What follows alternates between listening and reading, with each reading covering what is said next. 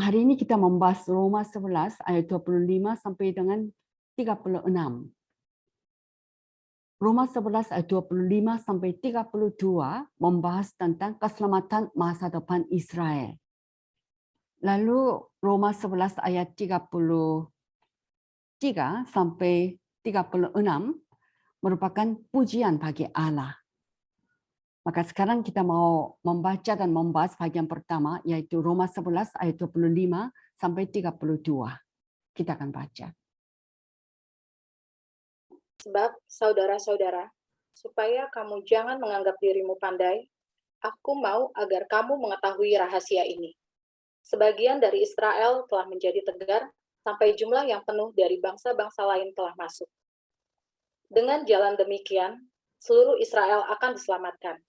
Seperti ada tertulis, dari Sion akan datang penebus, ia akan menyingkirkan segala kefasikan daripada Yakub. Dan inilah perjanjianku dengan mereka, apabila aku menghapuskan dosa mereka. Mengenai Injil, mereka adalah seteru Allah oleh karena kamu. Tetapi mengenai pilihan, mereka adalah kekasih Allah oleh karena nenek moyang. Sebab Allah tidak menyesali kasih karunia dan panggilannya.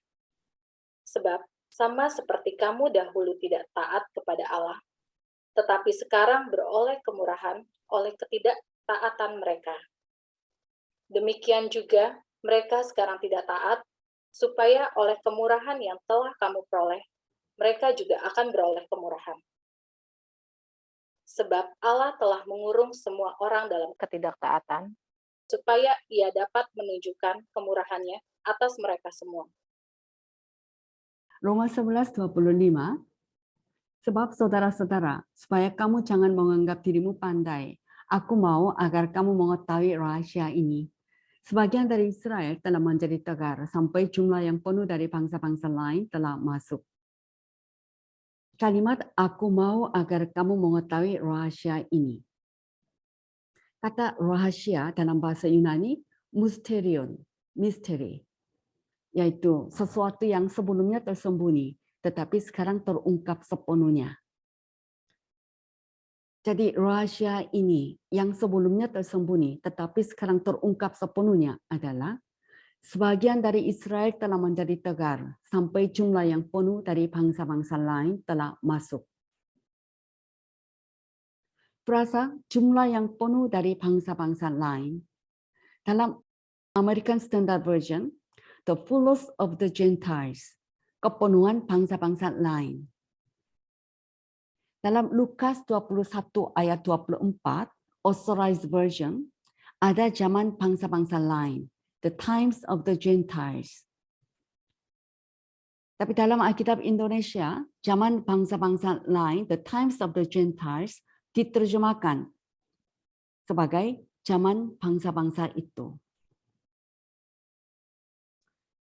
Baik kepenuhan bangsa-bangsa lain maupun zaman bangsa-bangsa lain akan berakhir pada waktu kedatangan Kristus yang kedua di bumi. Bukan pada waktu pengangkatan sebelum masa tribulasi 7 tahun. Kepenuhan bangsa-bangsa lain tidak mengartikan bahwa orang-orang bukan Yahudi tidak akan diselamatkan lagi setelah pengangkatan orang-orang percaya. Tuhan akan terus menyelamatkan orang-orang Yahudi dan bukan Yahudi, bahkan dalam masa tribulasi 7 tahun pun. Kisah Rasul 2 ayat 16-21, Wahyu 7 ayat 1-17, dan Wahyu 15 ayat 2-4, dan pasal 24-6. Saya baca kembali ayat-ayatnya. Kisah Rasul 2 ayat 16-21, Wahyu 7 ayat 1-17, dan Wahyu 15 ayat 2-4, dan pasal 24-6. Kepenuhan bangsa-bangsa lain akan berakhir pada waktu kedatangan Kristus yang kedua kali dan pertobatan nasional Israel.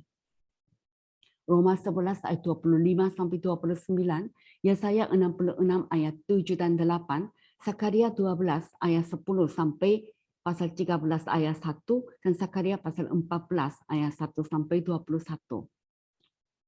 Sekarang dengan Roma 11 ayat 26.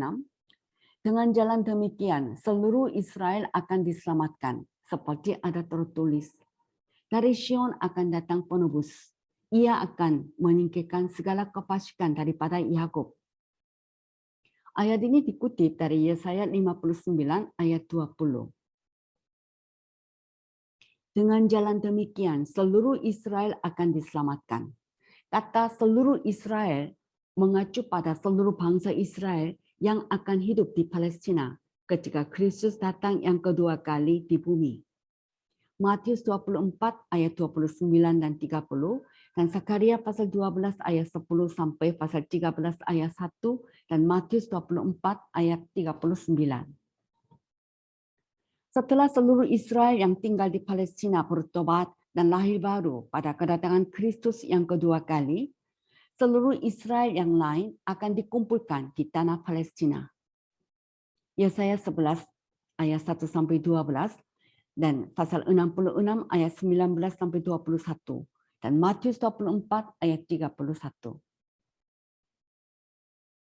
Kalimat dari Sion akan datang penebus. Sion ini adalah bukit Sion yang ada di surga di Yerusalem baru. Galatia 4 ayat 26, Yerusalem surgawi. Dan kalau dalam Ibrani 12 ayat 22 bagian A, ada Yerusalem surgawi dan Bukit Sion. Kita baca Ibrani 12 ayat 22 bagian A. Ibrani 12 ayat 22 bagian A. Tetapi kamu sudah datang ke Bukit Sion, ke kota Allah yang hidup, Yerusalem surgawi. Tetapi kamu sudah datang ke Bukit Sion, ke kota Allah yang hidup, Yerusalem surgawi. Kristus Yesus sebagai penebus akan datang kedua kali di bumi, dari Bukit Sion di surga ke Bukit Sion di bumi, Palestina. Sekali lagi, Kristus Yesus sebagai penebus akan datang dari Bukit Sion di surga ke Bukit Sion di bumi, Palestina, waktu kedatangan Kristus kedua kali di bumi. Itu Yesaya 59 ayat 20. Dan Yesaya 59 ayat 20, kalau ikuti American Standard Version, and a Redeemer will come to Zion. Penebus akan datang ke Sion. Tapi kalau dalam Alkitab Indonesia diterjemahkannya, ia akan datang sebagai penebus untuk Sion. Tapi yang benar adalah ke Sion.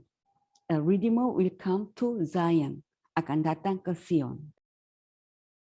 Jadi, Kristus Yesus sebagai penebus akan datang kedua kali di bumi, dari Bukit Sion di surga ke Bukit Sion di bumi Palestina. Jadi Roma 11 ayat 26b dapat dibaca. Dari Sion, yakni Bukit Sion yang ada di surga, penebus akan datang ke Sion, yakni Bukit Sion yang ada di Palestina. Dan ia akan menyingkirkan segala kefasikan daripada keturunan Yakub. Roma 11 ayat 27, dan inilah perjanjianku dengan mereka apabila aku menghapuskan dosa mereka. Ayat ini dikutip dari Yesaya 59 ayat 21 dan Yeremia 31 ayat 34. Kalimat dan inilah perjanjianku dengan mereka. Kata perjanjianku menunjukkan perjanjian baru di dalam Yeremia 31 ayat 31 sampai 34. Dan kalimat apabila aku menghapuskan dosa mereka. Sama seperti keselamatan bagi orang bukan Yahudi melibatkan pengampunan dosa. Demikian pula orang Yahudi. Ketika mereka diselamatkan, diampuni oleh belas kasihan Allah. Dan pengampunan bangsa Israel hanya berdasarkan pertobatan dan iman akan darah salib Kristus.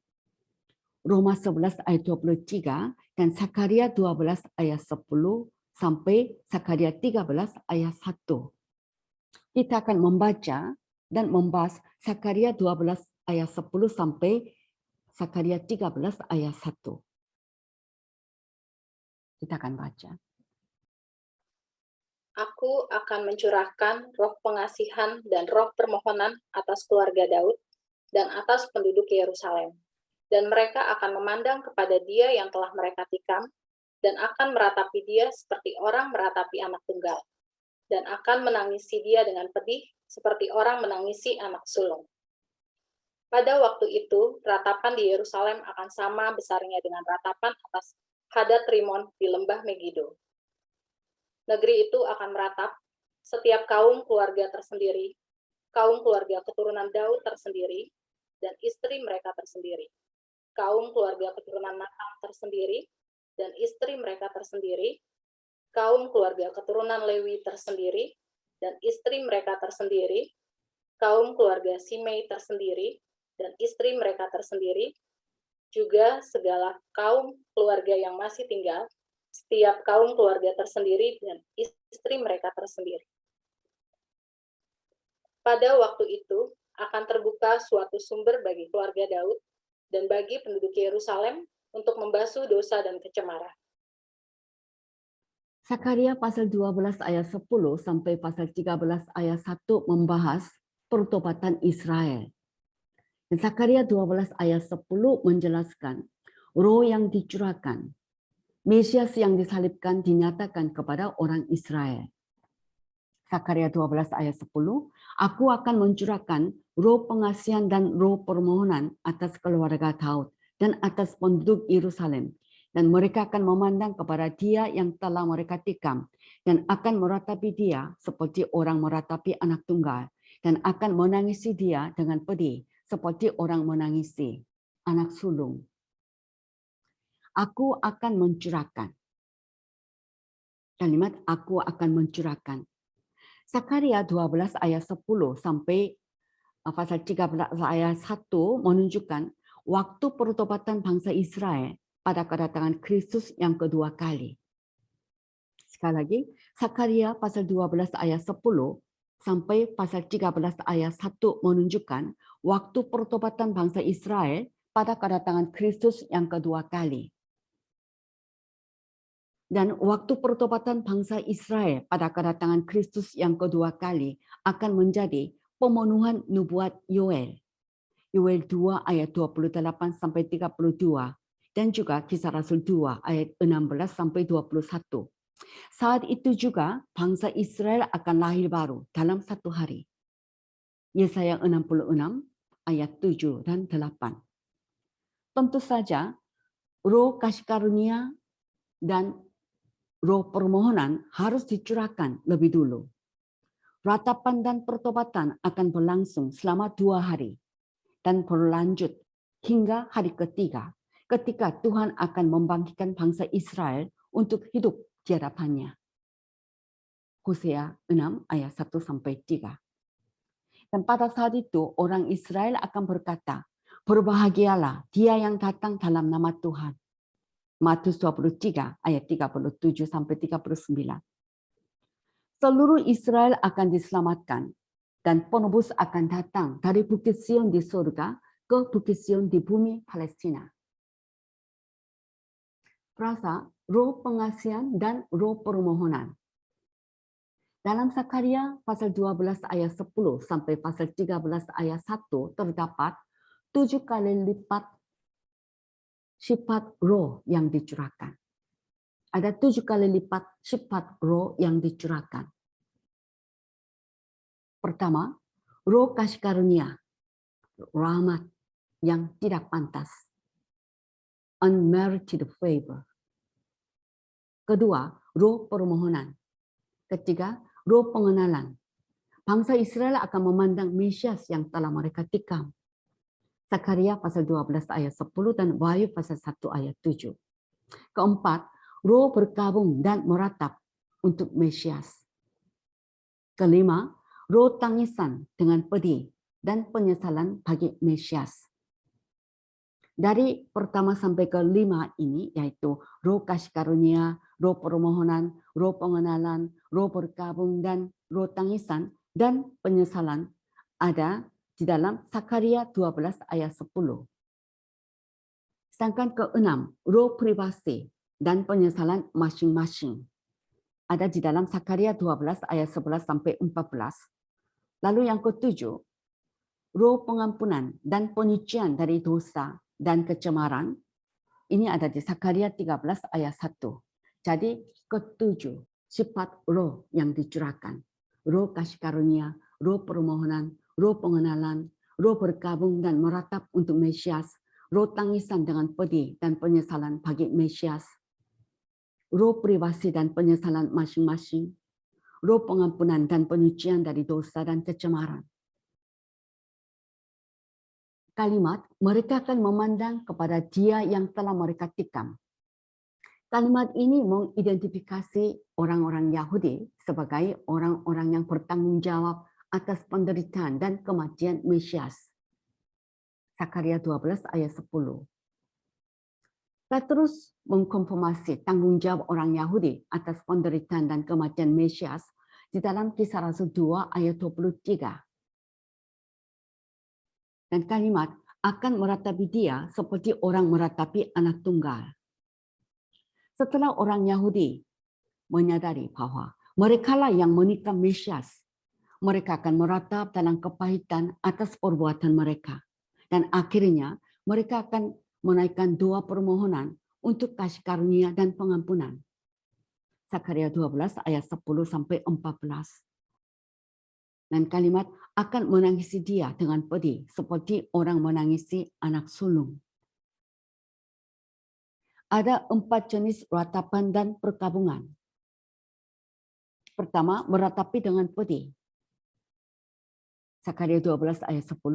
Dan ratapan yang besar, ratapan secara nasional. Zakaria 12 ayat 11. Dan lamanya ratapan 3 hari. Hosea 6 ayat 1 sampai 3. Dan ratapan secara pribadi, semua terpisah. Zakaria 12 ayat 11 sampai 14. Ada 4 jenis ratapan dan perkabungan. Jadi Zakaria 12 ayat 11 sampai 14 menjelaskan pertobatan bangsa Israel, repentance. Zakaria 12 ayat 11. Pada waktu itu ratapan di Yerusalem akan sama besarnya dengan ratapan atas Hadar Rimon di lembah Megiddo. Hadar Rimon di lembah Megiddo. Disinilah Yosia Raja Yehuda dibunuh dan ratapan dan duka yang besar dibuat untuk Raja Yosia. 2 Tawarik 35 ayat 22 sampai 25. Zakaria 12 ayat 12, negeri itu akan meratap sejak kaum keluarga sendiri, kaum keluarga Daud tersendiri dan istri mereka tersendiri, kaum keluarga keturunan Nathan tersendiri dan istri mereka tersendiri. Kalau Nathan adalah anak Daud. Lukas 3 ayat 31. Dan Zakaria 12 ayat 13, kaum keluarga keturunan Lewi tersendiri dan istri mereka tersendiri, kaum keluarga Shimei tersendiri dan istri mereka tersendiri. Shimei adalah cucu dari Lewi dan anak Gerson.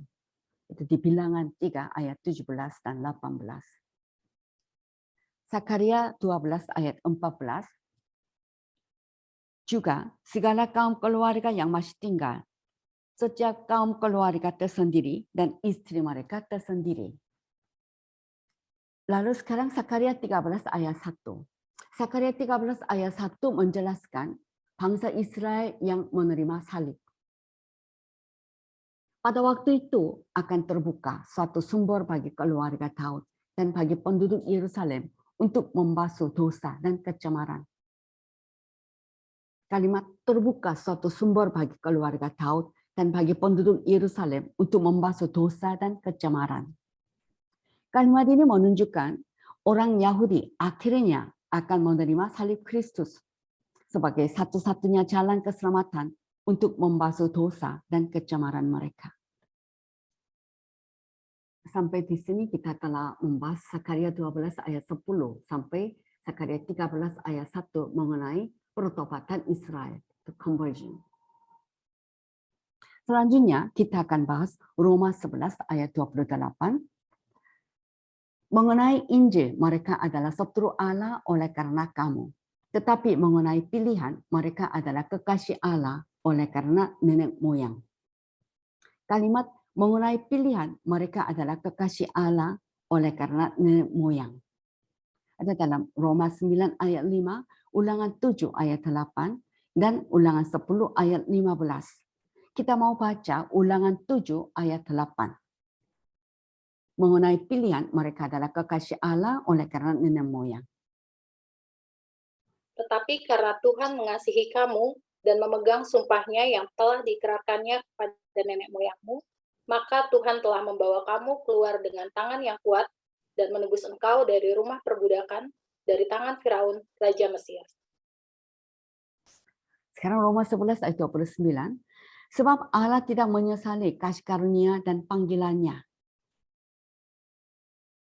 Ayat ini mengartikan bahwa tidak mungkin Tuhan menyesali perbuatannya setelah memanggil Israel dan meninggalkan bangsa Israel.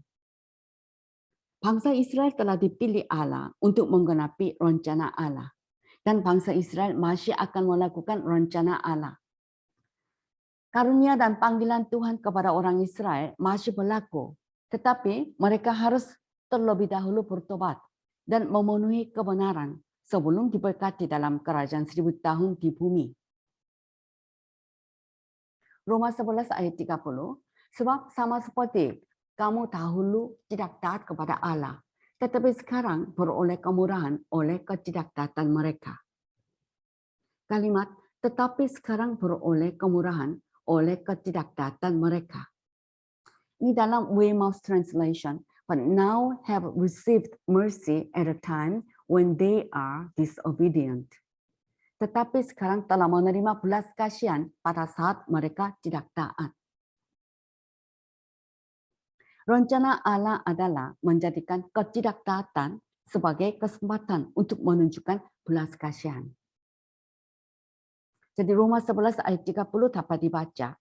Sebab sama seperti kamu orang-orang bukan Yahudi, dahulu tidak taat kepada Allah. Tetapi sekarang telah menerima belas kasihan pada saat orang-orang Yahudi tidak taat. Rencana Allah adalah menjadikan ketidaktaatan sebagai kesempatan untuk menunjukkan belas kasihan. Haleluya. Roma 11 ayat 31. Demikian juga mereka sekarang tidak taat, supaya oleh kemurahan yang telah kamu peroleh, mereka juga akan beroleh kemurahan. Kalimat mereka juga akan beroleh kemurahan. Dalam Emphasize the Bible, themselves should now become objects of mercy. Mereka sendiri sekarang menjadi objek belas kasihan. Jadi Roma 11 ayat 31 dapat dibaca. Demikian juga orang-orang Yahudi sekarang tidak taat, supaya oleh kemurahan yang telah orang-orang non-Yahudi peroleh, orang-orang Yahudi sendiri menjadi objek belas kasihan. Roma 11 ayat 32. Sebab Allah telah mengurung semua orang dalam ketidaktaatan, supaya ia dapat menunjukkan kemurahannya atas mereka semua. Ayat pendukungnya Galatia 3 ayat 22. Dan selanjutnya kita akan membaca dan membahas Roma 11 ayat 33 sampai 36. Kita baca Roma 11 33 sampai 36. Oh, alangkah dalamnya kekayaan, hikmat dan pengetahuan Allah. Sungguh tak terselidiki keputusan-keputusannya, dan sungguh tak terselami jalan-jalannya. Sebab, siapakah yang mengetahui pikiran Tuhan? Atau siapakah yang pernah menjadi penasihatnya? Atau siapakah yang pernah memberikan sesuatu kepadanya, sehingga ia harus menggantikannya? Sebab segala sesuatu adalah dari Dia, dan oleh Dia, dan kepada Dia. Bagi Dialah kemuliaan sampai selama-lamanya. Roma 11 33 sampai 36 adalah pujian bagi Allah. Roma 11 33 sampai 36 memuji Tuhan yang memiliki kehendak yang indah untuk keselamatan umat manusia, termasuk bangsa Israel, seperti telah dijelaskan dalam Roma 11 25 sampai 32. Roma 11 33. Oh, alangkah dalamnya kekayaan, hikmat, dan pengetahuan Allah. sungguh tak terselidiki keputusan-keputusannya, dan sungguh tak terselami jalan-jalannya. Roma 11:34 dan 35 ada 3 pertanyaan terkait dengan ayat 33. Ayat 34, siapakah yang mengetahui pikiran Tuhan? Ini adalah pertanyaan yang berkaitan dengan pengetahuan Allah. 33 berkata, oh alangkah dalamnya kekayaan hikmat dan pengetahuan Allah. Ayat 34, siapakah yang mengetahui pikiran Tuhan? Ini pertanyaan yang berkaitan dengan pengetahuan Allah. Siapakah yang pernah menjadi penasihatnya? Ini pertanyaan yang berkaitan dengan hikmat Allah. Di ayat 35, siapakah yang pernah memberikan sesuatu kepadanya sehingga ia harus menggantikannya? Pertanyaan yang berkaitan dengan kekayaan Allah. Roma 11:34, sebab siapakah yang mengetahui pikiran Tuhan? Atau siapakah yang pernah menjadi penasihatnya? Ayat ini dikutip dari Yesaya 40 ayat 13, Septuaginta. Dan ayat ini ada juga di Perjanjian Baru, 1 Korintus 2 ayat 16. Roma 11:35, atau siapakah yang pernah memberikan sesuatu kepadanya sehingga ia harus menggantikannya. Roma 11 ayat 35 ini berdasarkan secara longgar pada Ayub 41 ayat 2. Kita mau baca Ayub 41 ayat 2. Siapakah yang menghadapi aku, yang kubiarkan tetap selamat? Apa yang ada di seluruh kolong langit adalah kepunyaanku. Ayub 41 ayat 2. Yang berkaitan dengan kekayaan Allah. Roma 11 ayat 36 berkata, Allah adalah sumber, sarana, dan akhir dari segala sesuatu. Sebab segala sesuatu adalah dari Dia, dan oleh Dia, dan kepada Dia. Bagi Dialah kemuliaan sampai selama-lamanya. Sebab segala sesuatu adalah dari Dia, dan oleh Dia, dan kepada Dia. Kata segala sesuatu, yakni alam semesta, diri kita sendiri, keselamatan kita, dan segala sesuatu yang lain. Semuanya berasal dari Tuhan dan bekerja melalui kuasanya yang menopang. Dan pada akhirnya memajukan kemuliaannya. Kalimat bagi Dialah kemuliaan sampai selama-lamanya. Tanggapan yang tepat dari setiap makhluk adalah memuliakan Allah untuk selama-lamanya. To give God glory forever.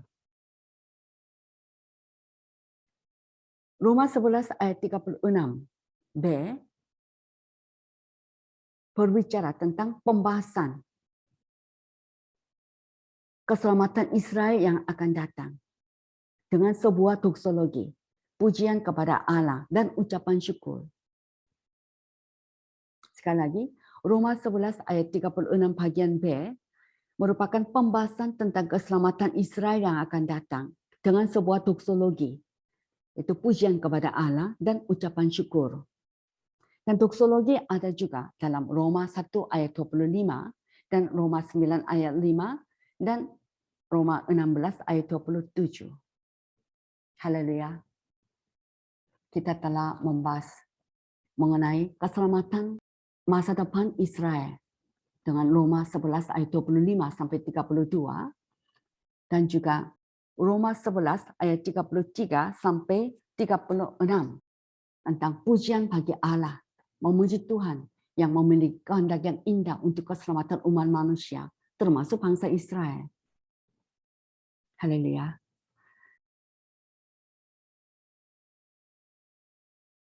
Kita berdoa.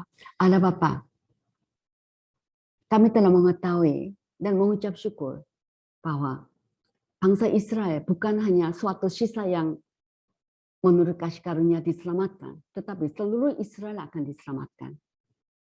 Dan waktu bangsa Israel diselamatkan adalah pada waktu kedatangan Kristus kali yang kedua di bumi, sesudah bangsa Israel mengalami waktu kesusahan bagi Yakub, yaitu masa kesusahan 3,5 tahun kedua, seperti dikatakan dalam Yeremia 30 ayat 7. Dan kami telah membaca dan mengerti bahwa Tuhan Yesus akan datang dari Bukit Sion di surga ke Bukit Sion di bumi. Dan pada waktu itulah seluruh Israel yang tinggal di Palestina akan mengalami pertobatan nasional Israel. Setelah itu, bangsa Israel yang tersebar ke seluruh dunia akan dikumpulkan kembali ke Palestina dan menjadi bangsa yang utama dalam kerajaan 1000 tahun. Dan oleh bangsa Israel inilah seluruh bangsa-bangsa lain akan diinjili dan diselamatkan dalam masa kerajaan 1000 tahun. Allah Bapa, kami mau memberitakan berita ini, yaitu dengan kedatangan Kristus kali yang kedua di bumi akan terjadi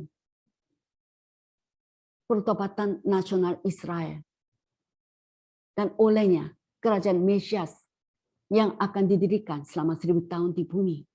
Berita ini menjadi pokok pemberitaan daripada kami. Kau pakailah kami agar supaya setiap anak-anak Tuhan mempunyai harapan yang kokoh dalam hal kedatangan Kristus yang kedua di bumi, serta kerajaan Mesias yang akan didirikan pada waktu kedatangan Tuhan di bumi. Pakai kamu semua. Terima kasih Bapa. Di dalam nama Yesus kami naikkan syukur dan kami berdoa. Amin.